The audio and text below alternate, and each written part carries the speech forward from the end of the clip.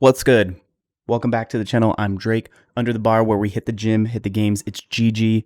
You know what it is. And if you don't know, you should definitely find out. It's out there.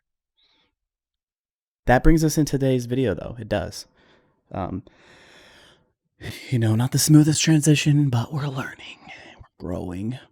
Slow progress is progress. But anyways, getting distracted. I wanted to do a video reaction to this video on Renaissance periodization. The link will be in the description.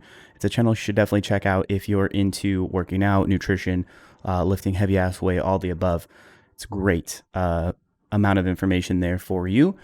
This particular video on the channel is called Mike Israetel Worth and Purpose. Dude is a beast. I'll let the video do the talking. I've seen it before.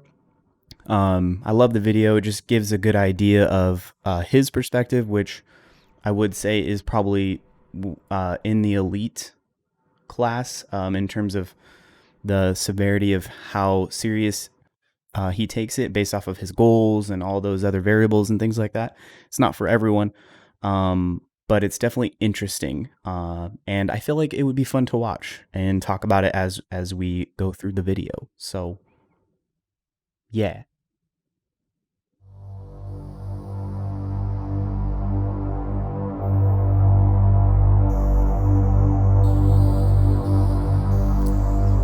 Casual. Ominous music. I'm not sure what I'm being set up for at this moment.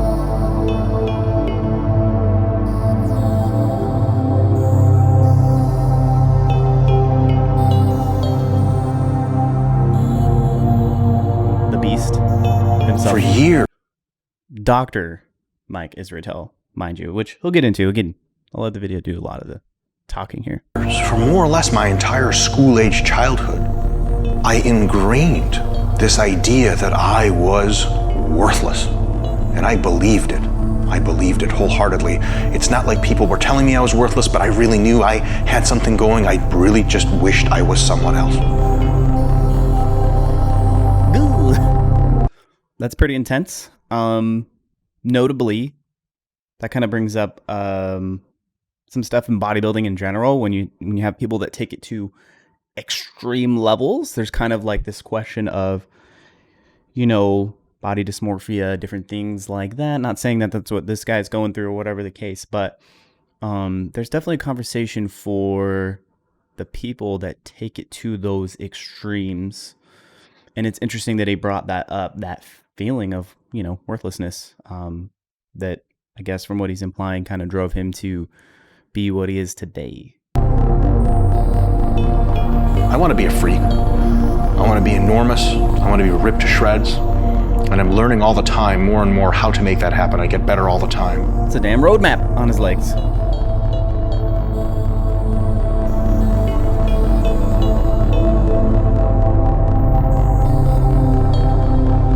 He gets additional points for his fashion statements. I like it. I'm Mike Israetel.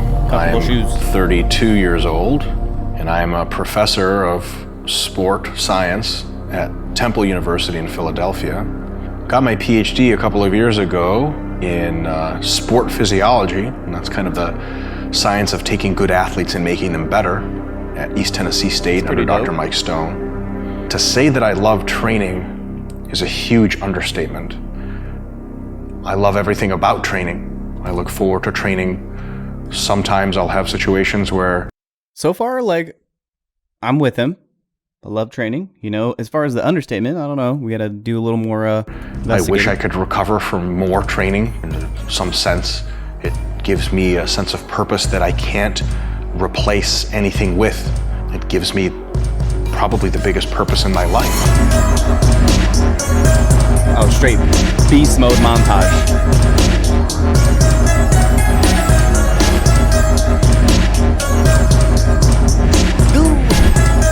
Hammies, quads.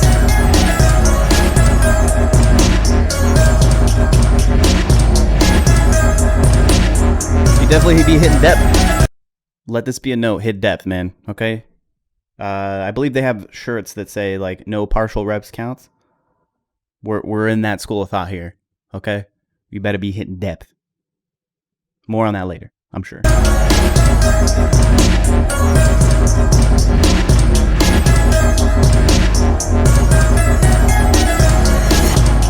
process of getting better is what I'm obsessed with. Not so much the end goal, looking at yourself in the mirror between sets and going, what the hell have I created? How much further is this process going to go? It's almost the mystery that's part of the allure. I see. He doesn't know what's on the other end of that process. So he's got to keep going to figure it out. Also, another thing worth noting that he said is it's not necessarily the end goal, but the process. It seems like a lot of people that are really good at what they do and really successful is that it seems like a common denominator, falling in love with the overall process itself and not being obsessed with the end goal.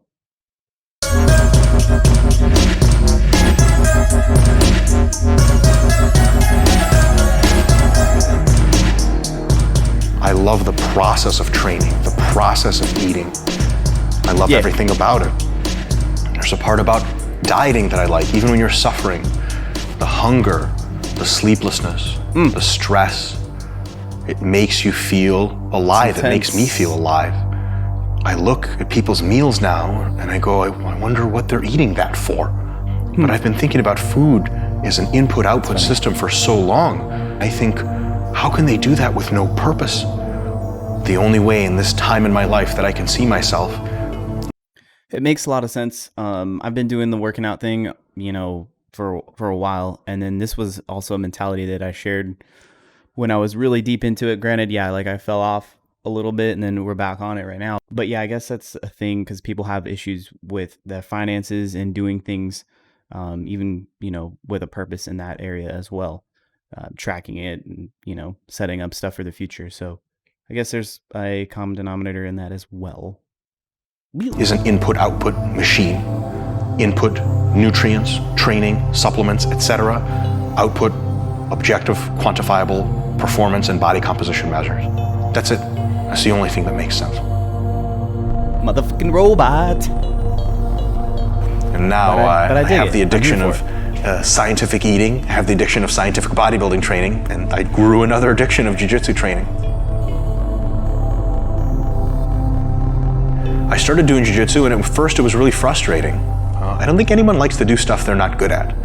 I lost a lot. Fair People statement. much smaller and much weaker than me beat me up, just like jiu-jitsu promised. But then as I started training more and more, I started to develop a game, techniques, things I could fall back on. As I got better and better and better at it, I began to fall in love with it. But there's something about rolling, something about combat that can't be replaced. Nothing can replace it. If I don't train in jiu-jitsu for about 5 days, I think he rolls around like at like 250-ish. 250 when he's like on his massing phases. 250, 240. And he's rolling and he's learning that technique.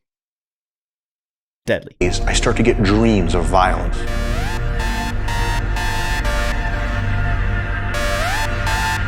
It's getting hot.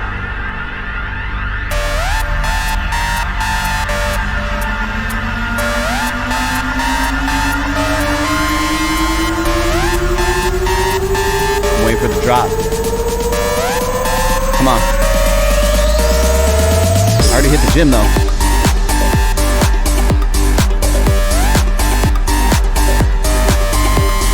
This is like hardcore 90s techno live.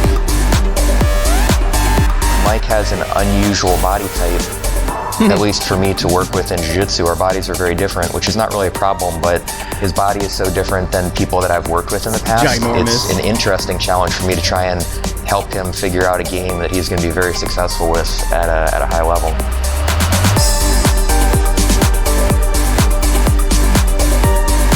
That would be really interesting rolling with a dude that gigantic. For sure. Mike listens. When I give him advice, we'll talk about it and we'll try to implement it right away in the lesson. And he's receptive to any advice that I have.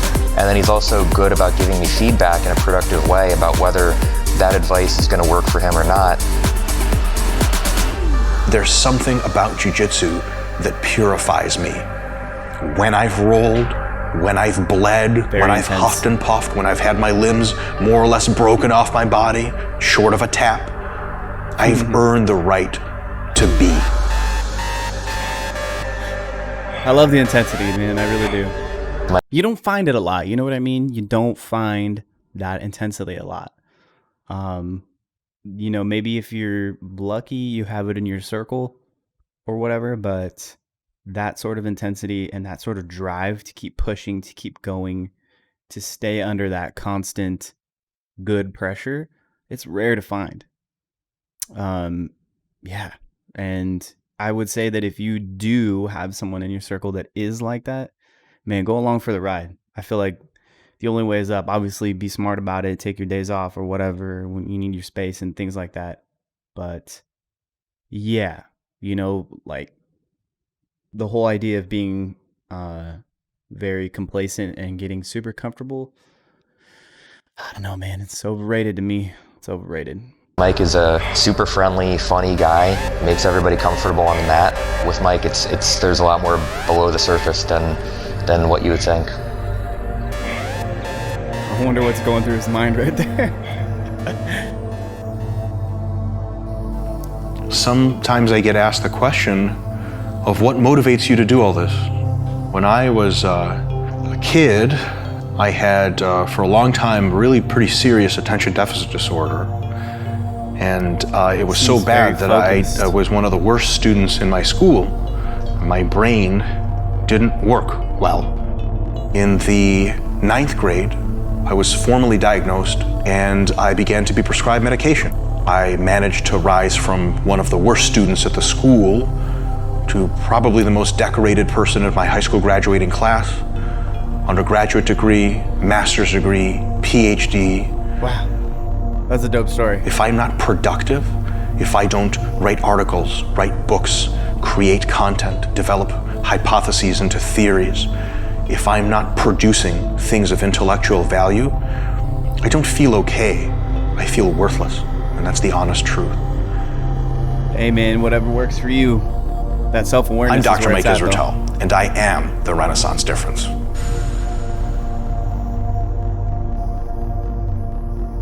Absolute beast. There's a comment down here that I thought was really funny. Making serial killer level precision training great again.